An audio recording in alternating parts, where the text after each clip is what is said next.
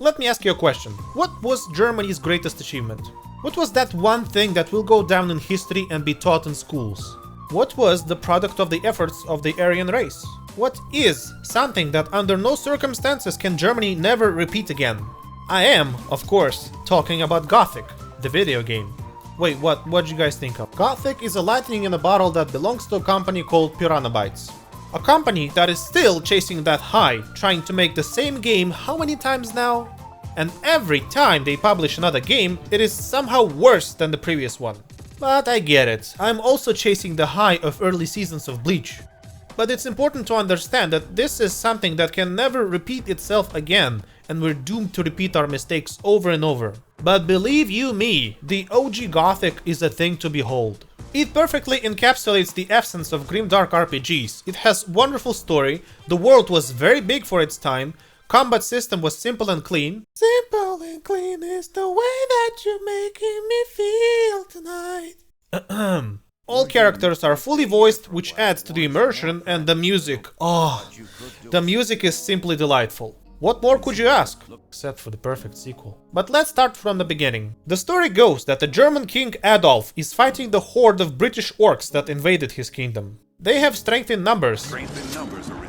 So the only hope the king has is to humiliate them in the football championship, which is their only weakness.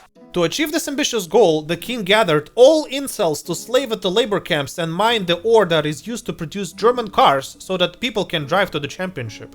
He chose incels because they are the most useless group of Germans, right after video game journalists and public workers.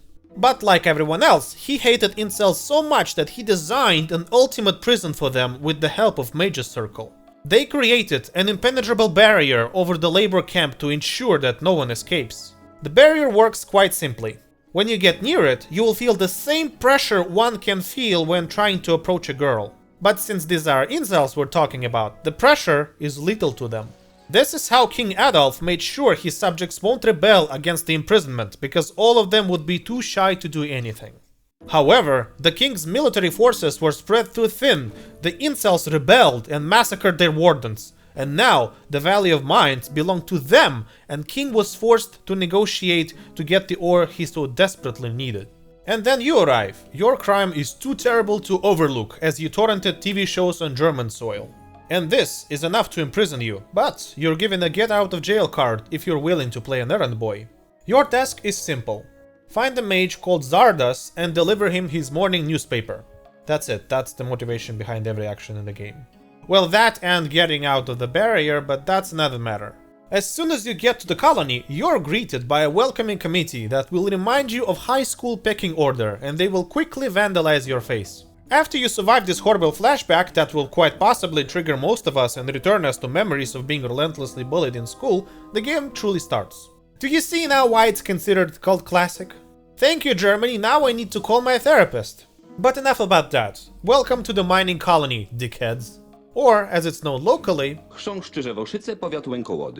the controls in Gothic are as intuitive as deciphering medieval hieroglyphs. I'm not exaggerating, but 50% of people playing Gothic for the first time will be filtered by a simple mechanic of picking things up and fighting monsters. You see, in this game, to make things work, you need to hold left mouse button and press forward to pick stuff up or fight shit. This is absolutely counterintuitive, and since this is an old game, there is no tutorial to teach you controls. Inventory management and trading are also not looking great, but at least they're better than in the first Witcher. Oof, that one required a microscope to find necessary items. In Gothic, you're given a very important choice of joining a faction which is required by the story. You cannot progress if you don't make this choice. So let's see who we have here. Old Camp. The only camp with a semblance of civilization. And by civilization I mean extortion, blood sport, manslaughter, bullying, more extortion, class discrimination, and other fun stuff invented by boomers that pretty much destroyed this planet.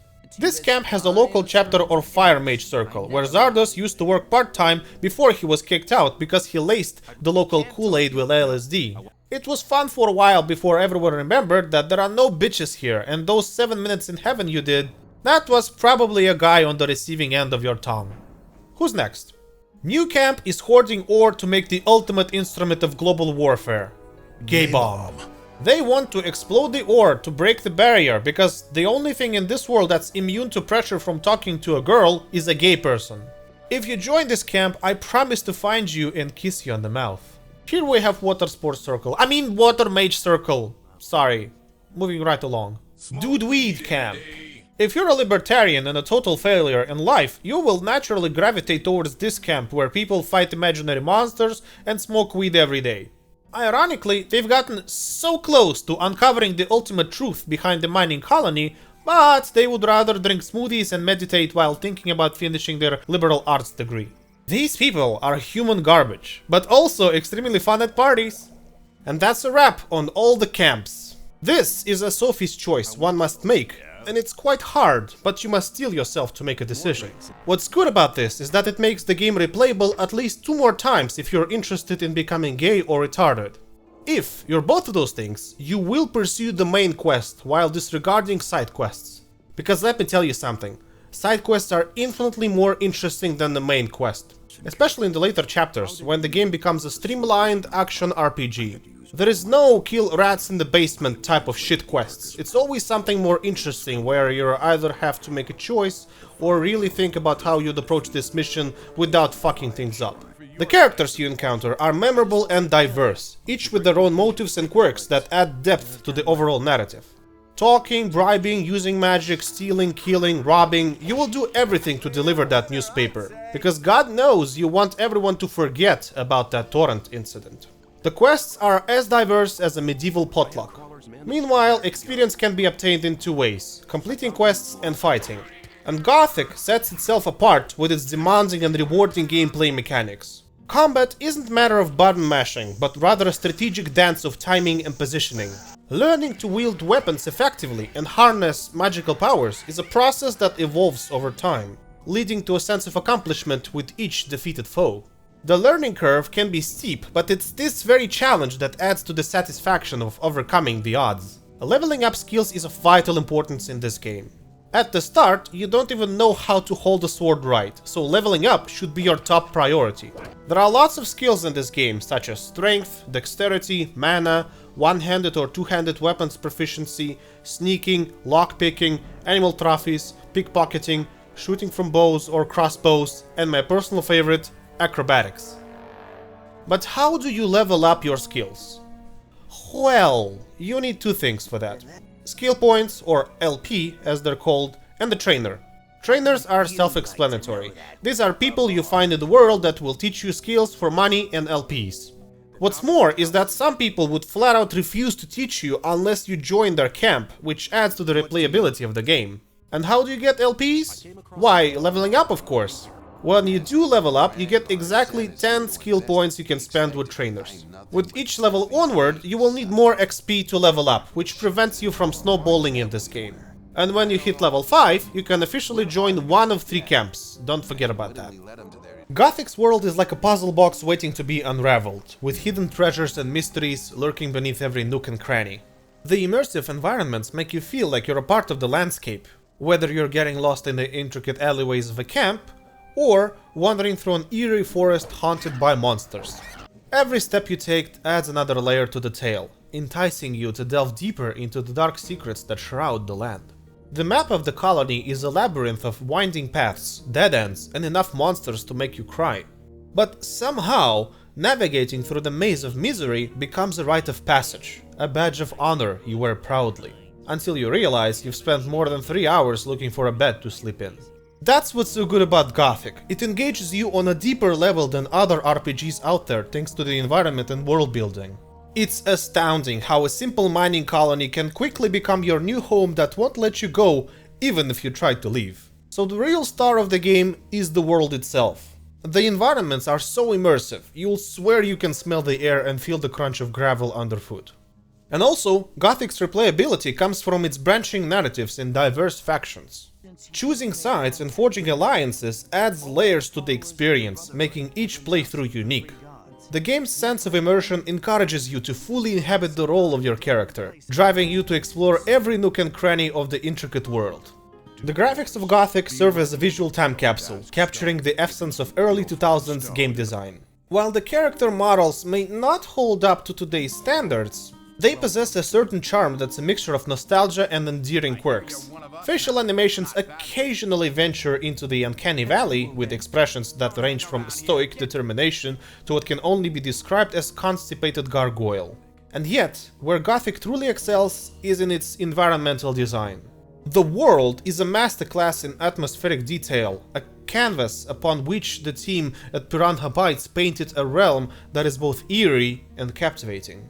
The game's environments drip with atmosphere, immersing players in the land where danger and intrigue lurk in every shadow. And sure, textures may occasionally reveal their age, with the occasional blurry surface reminding that you're exploring a relic of the past, but the strength of the visual detail lies not in its technical prowess, but in the world's ability to envelop players in its dark and mysterious narrative. Character models themselves possess a rustic charm that, while lacking in hyper-realistic detail, contribute to the game's unique personality. NPCs often display exaggerated animations that evoke a sense of quirkiness and add an unexpected layer of humor to the experience. These visual eccentricities, rather than detracting from the game, become part of its signature style, further emphasizing the otherworldly nature of the setting. And while Gothic may not stand up to the modern graphical standards, its visuals tell a story of their own. The intricate design of the camps in the wilderness, the charmingly eccentric character models, and the overarching atmosphere all work together to create an aesthetic that's as endearing as it is evocative. For those of you willing to look past the technical limitations, the graphics of Gothic offer a unique visual journey into the dark world that's filled with challenges, brutal fights, an unforgettable story. The sound design of Gothic is a key ingredient that brings its dark and mysterious world to life. The game's hauntingly atmospheric soundscape is like a symphony composed by a bard in the midst of an otherworldly trance. From the eerie echoes of footsteps in desolate ruins to the distant howls of creatures lurking in the night, the audio intricacies amplify the sense of immersion, enveloping players in a realm where every sound holds meaning. The soundtrack, with its melancholic melodies and ambient compositions, perfectly complements the game's aesthetic. These musical compositions are like whispers from the forgotten age, weaving sense of desolation and beauty into the very fabric of the game. The subtle orchestration resonates with the game's themes, underscoring the loneliness and dangers that lurk within its world. Voice acting, while not without its quirks, adds a layer of authenticity to the characters. The varied accents and intonations give the NPCs a distinctive presence. This vocal diversity contributes to the game's immersive quality, creating a sense that you're interacting with an assorted and colorful cast of characters within a living, breathing world. The sound effects, from the sheathing of your sword to the rustling of leaves, are meticulously crafted to reflect the game's environment. They serve as subtle cues that guide players through the world, alerting them to hidden dangers. The echoing of footsteps in eerie forests and the distinct howls of creatures create an auditory tapestry that immerses players further into the mysterious landscape. All in all, the sound design and music of Gothic are essential components that elevate the game's atmosphere to new heights. The haunting soundtrack, ambient audio cues, and diverse voice acting all add layers of depth to the world, making every step through the realm a sensory experience. And while occasional vocal quirks and limitations in audio fidelity may remind players of the game's age, they also contribute to the game's unique identity, emphasizing the enigmatic and charming nature of the adventure. In a gaming landscape often dominated by epic sagas and photorealistic worlds, Gothic stands as a beacon of unapologetic dark medieval adventure. It may have its share of technical quirks and occasional oddities, but these very aspects contribute to the game's charm and memorability. Gothic invites you to embrace the chaos, to immerse yourself in a dark world that is bleak and brutal, and to find joy in the journey rather than just a destination. Gothic is a masterfully crafted adventure into a world that is as mysterious as it is captivating. It is a testament to the enduring power of immersive storytelling and atmospheric design. While its graphics and mechanics may have aged, the allure of its intricately woven narrative and captivating world endures. And like a forgotten tome discovered in a dusty library, Gothic beckons players to turn its pages and immerse themselves into a realm where darkness and intrigue intertwine. And the game's quirks are also like the worn pages of an ancient manuscript. They hold the marks of a bygone era, but they tell a tale of a unique and unforgettable journey. The visual and auditory eccentricities contribute to the game's charm, creating a distinct identity that sets Gothic apart from its contemporaries. For those who seek a game that challenges not only your skills in combat, but also your ability to survive in a harsh world filled with intrigue, Gothic offers an experience that's both haunting and gratifying. It invites players to embrace its quirks and embrace the enigma, to explore the unknown with a sense of curiosity and determination. Gothic isn't just a game, it's an exploration of a realm where darkness holds untold stories and where every corner is a new discovery waiting to be unveiled. Its legacy continues to influence modern RPGs, a testament to the enduring impact of its atmospheric design and captivating storytelling.